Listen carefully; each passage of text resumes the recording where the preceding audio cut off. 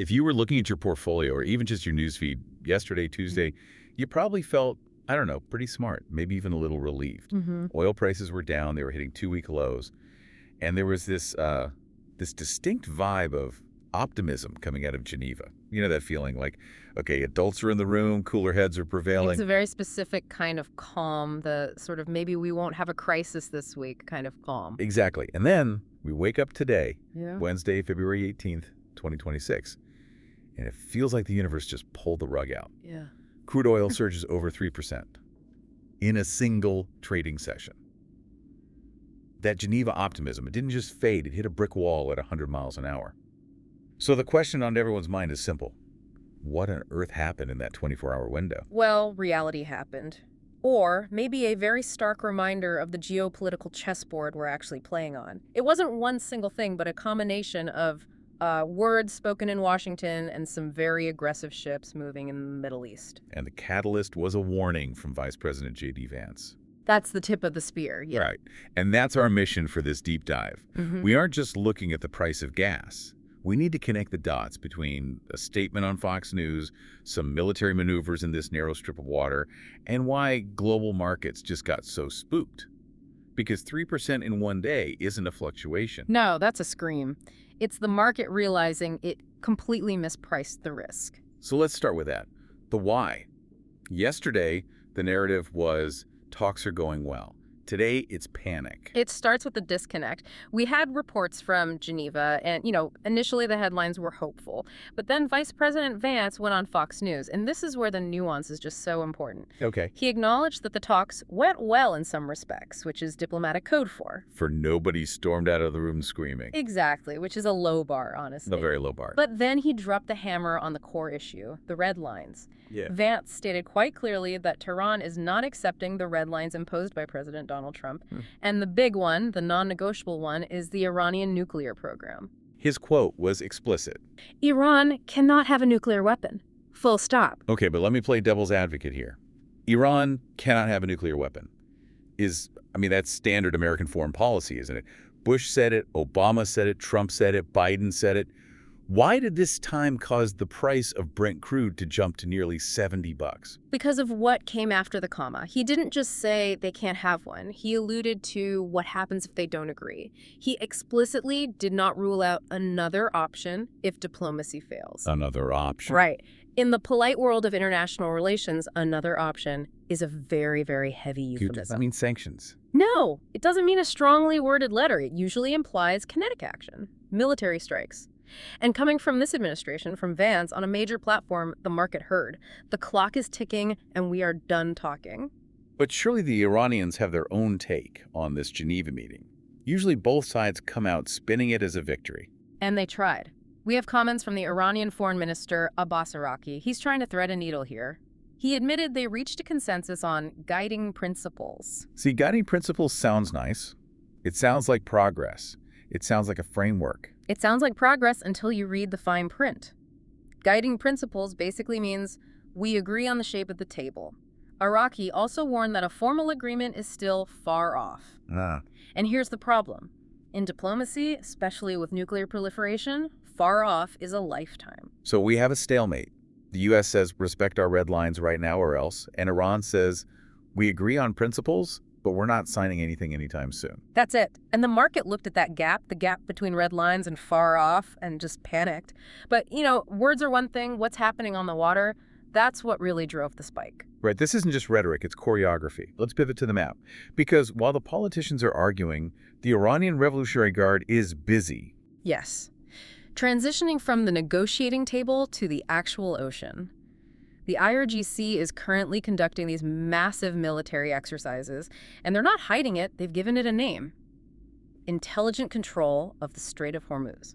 Intelligent control, that is. Yeah. Certainly a branding choice. It's a bit much, isn't it? It sounds like a smart home thermostat. But I have a feeling the control part is key. What does that actually look like? It's asymmetric warfare branding. The name sends a message. We don't just patrol this, we own it. And during these maneuvers, they didn't just sail ships around, they effectively partially closed sections of the waterway. Okay, let's pause on that. Partially closed sections. For anyone listening who thinks the ocean is huge and you can just sail around, explain the geography here. Why is this such a big deal? Right. Imagine a massive multi-lane highway.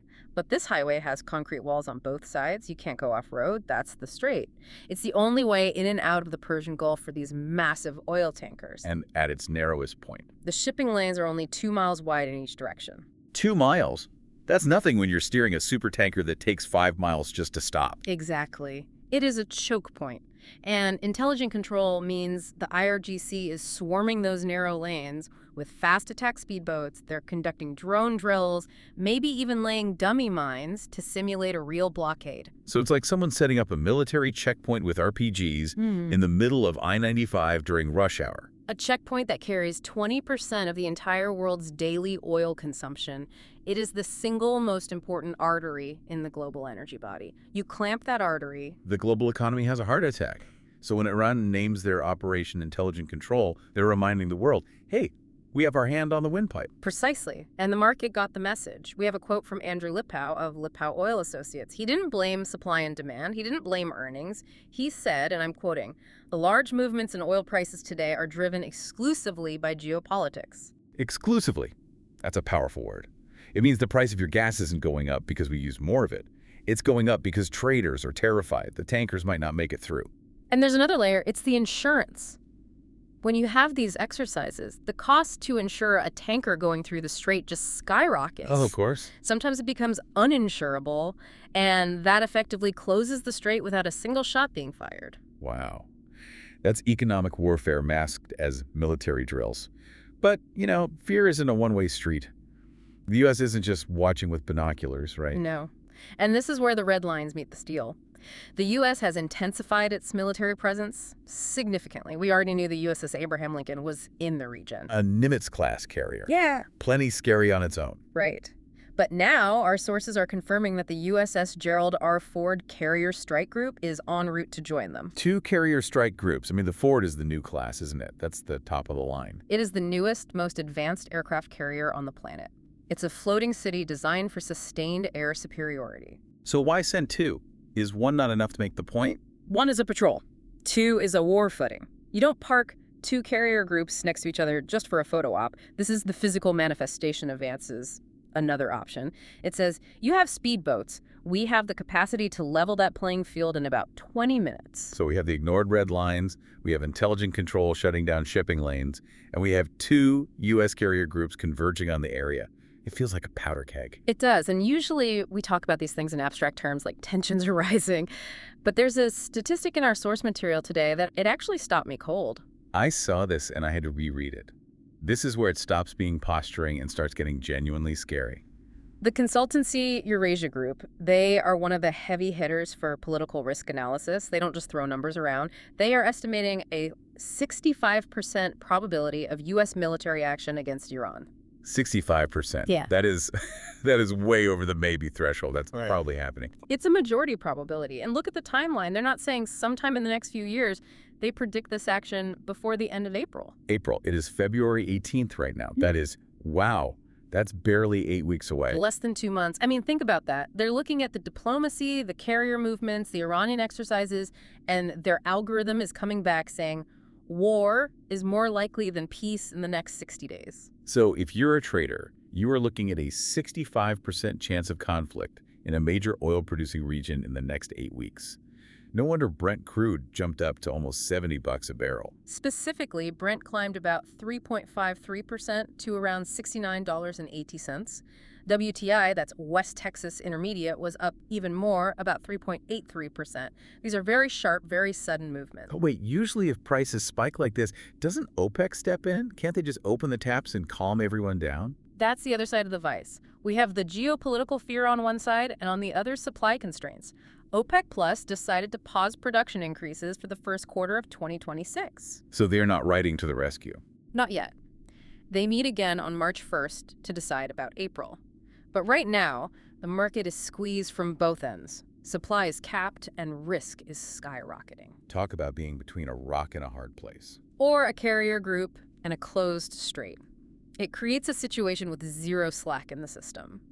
When you look at the bigger picture, this isn't just about paying more at the pump, it's about the fragility of the entire system. The system starts to shake. Exactly, and that is what we're feeling today.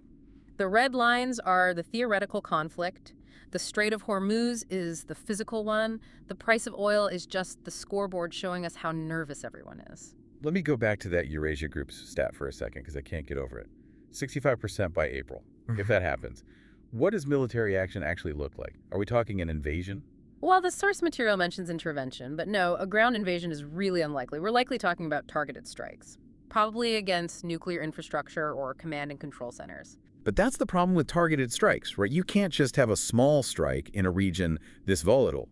If the U.S. strikes, Iran has already shown with intelligent control that they can and will shut down the strait. That is the escalation ladder. The U.S. hits a nuclear site, Iran closes the strait. If Iran closes the strait, the U.S. Navy, those two carrier groups, have to force it open. Which would send oil prices, not up 3%, but skyward. I mean, if 20% of global supply is actually cut off, not just threatened, we are in completely uncharted economic waters. That's a supply shock that makes the 1970s look manageable. it puts that Geneva optimism from yesterday in such a harsh light. It feels like we were all celebrating a sunny morning while a hurricane was forming just offshore. That is a very apt analogy. The market is whiplashing because the situation is fundamentally unstable. There's no middle ground right now. You either have a deal on nukes or you have a conflict. These guiding principles are just a delay tactic. And that leads me to think about the players. You have President Trump's administration setting these very hard lines. You have a defiant Tehran. And you have a global economy that really needs energy prices to stay stable. And don't forget the timing. The OPEC meeting is March 1st.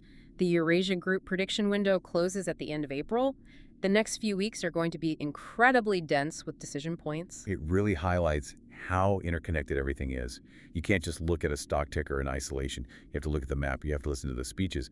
A guy on a speedboat in the Persian Gulf has a direct line to your wallet. Absolutely. The price of something is just the aggregate of all these fears and realities. And today, the reality is that the gap between the U.S. and Iran is wide, and the water in the strait is getting very crowded. I think what stands out to me is the deliberate nature of intelligent control. It implies a strategy. They aren't just lashing out. It's calculated. They know they can't match the USS Gerald Ford ship for ship. They don't have to. They just have to make the strait unusable or uninsurable. That's their leverage.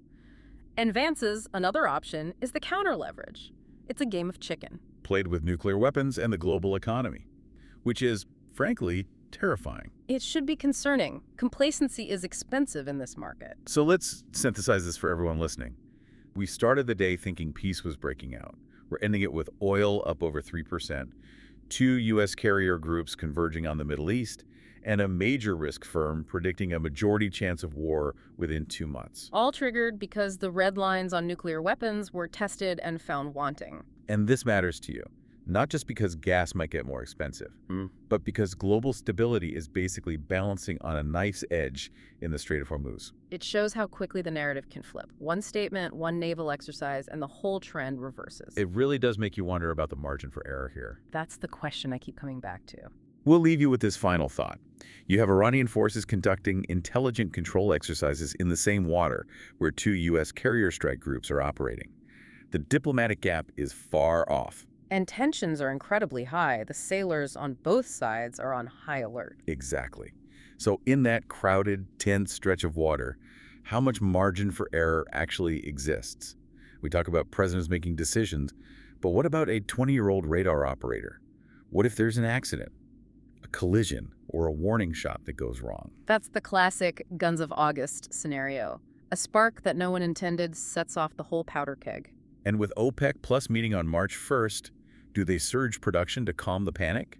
Or do they hold back, anticipating that the chaos is just beginning? That's the billion-dollar question that will define the next 2 months. Thanks for diving in with us. Keep watching the news, keep watching the map, and maybe fill up your tank on the way home. Couldn't hurt. Stay curious, everyone.